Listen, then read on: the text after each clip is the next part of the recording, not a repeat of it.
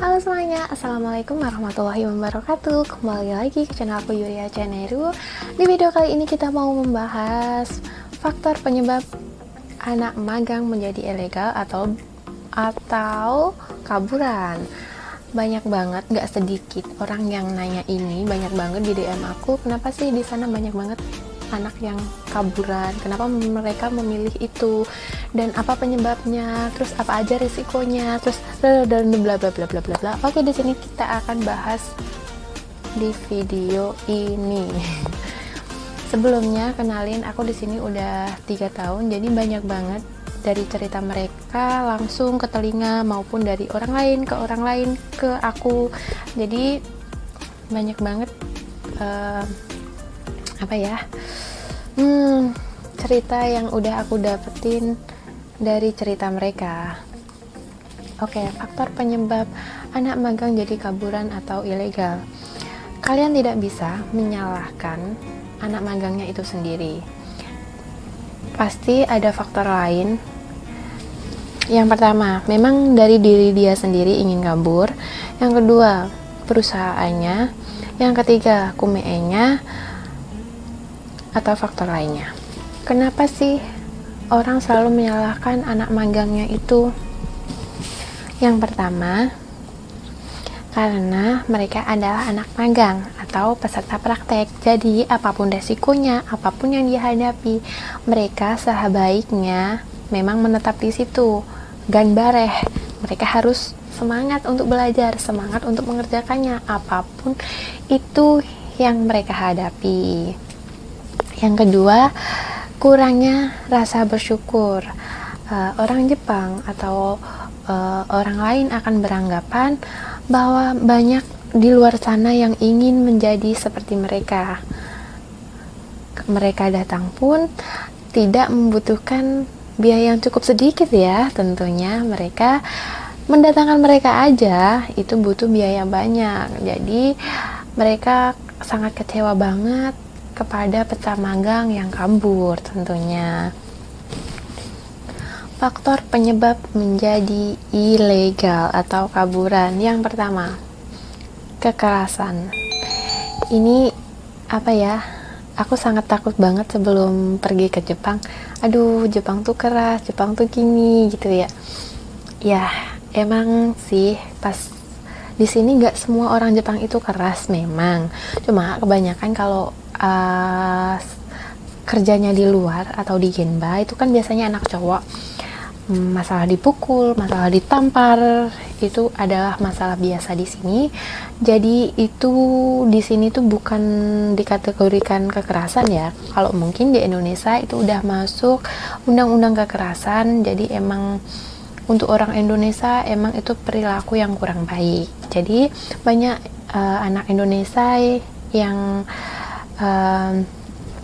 kurangnya kurang mental, jadi mereka memilih kabur untuk hal ini. Tapi emang ada hal yang lebih parah lagi, itu bisa kalian laporin, jadi ada tindak lanjutnya, kalian bisa dipindah dari perusahaan tersebut, tidak harus kabur. Yang kedua adalah masalah gaji. Meskipun di Jepang itu adalah gaji pokok, jadi tapi banyak perusahaan yang tidak mengikuti peraturan atau menggaji mereka tidak sesuai dengan apa yang dikontrak, maupun pengeluaran dengan pendapatan itu tidak bisa diimbangkan. Jadi malah gajinya segini, pendapatannya segini, pengeluarannya malah segini. Jadi tidak seimbang. Jadi mereka memilih untuk pergi dari tempat kerja mereka. Selanjutnya, tidak ada lembur. Kalau masalah ini nggak semua perusahaan ya, tapi emang peraturan di Jepang untuk sekarang ini tidak boleh melakukan kerja lembur lebih dari yang ditentukan. Jadi kalau untuk lembur memang mereka mungkin punya target sendiri, atau memang dari perusahaannya itu emang perusahaan yang benar-benar banyak lembur atau enggak, itu kan semuanya nggak bisa disamakan ya. Di sini memang ada Kensuse atau Jisuse yang ingin banget cepat memperoleh uang, pengen banyak lembur, pengen kerja keras sampai berapapun jamnya pengen, karena melihat temannya banyak lembur, banyak nih yang uang yang masuk gitu. Jadi di situ mereka beranggapan kurang lembur, jadi ya udah aku kabur aja, itu lebih baik kayak gitu.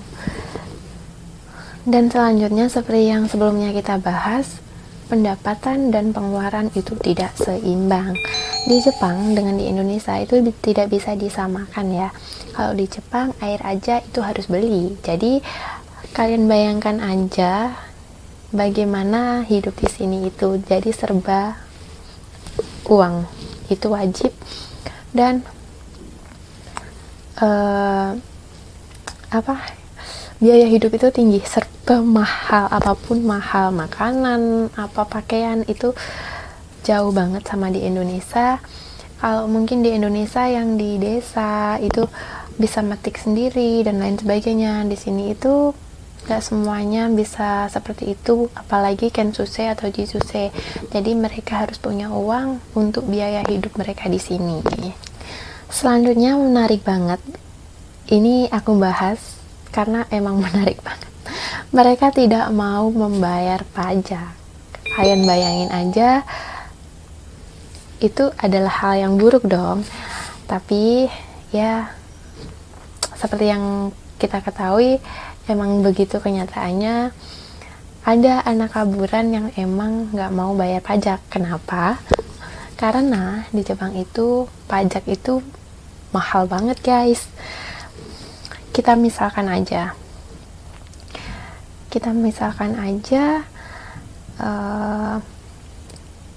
kita kerja Kensuse, Jisuse itu cuma dapat 9.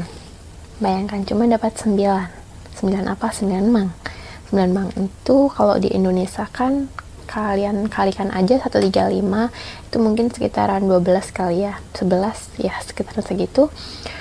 Dan kalau kalian jadi ilegal itu kan ini rahasia sih ya karena emang gak banyak yang tahu. Kalau yang ilegal itu rata-rata 20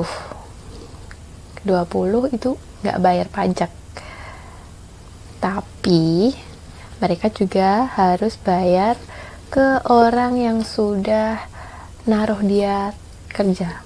Ibaratnya aku ingin kerja nih di sana, tolong carikan kerja, atau mungkin aku minta bantuan kamu, tolong carikan kerja.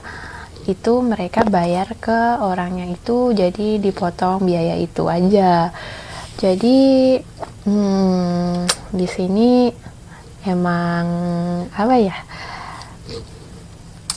Ya gitu deh. Kalian bisa bayangin sendiri aja kerja Kensuse dan kerja ilegal. Dan bedanya ilegal sama Kensu itu kan juga beda. Kalau Kensuse ya emang gajinya emang masih di bawahnya orang Jepang ya, jauh banget. Nah sedangkan kalau jadi ilegal otomatis dia setara dengan orang Jepang, dan mereka juga bisa pindah-pindah pekerjaan sesuai yang dia mau. Misalnya di sini udah bosen, gajinya kok cuma segini, cari yang lebih baik lagi.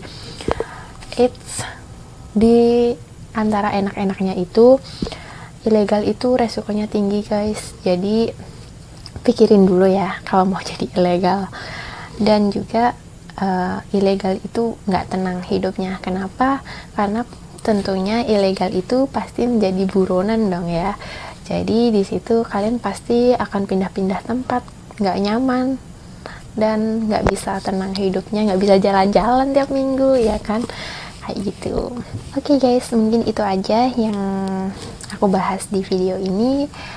Dan kalian semangat bertanya ya, biar aku juga semangat juga bikin videonya. Oke, thank you semuanya. Jangan lupa subscribe ya. Subscribe nih, subscribe. like, subscribe. Oke, thank you. Wassalamualaikum warahmatullahi wabarakatuh. Jangan lupa gan bareh.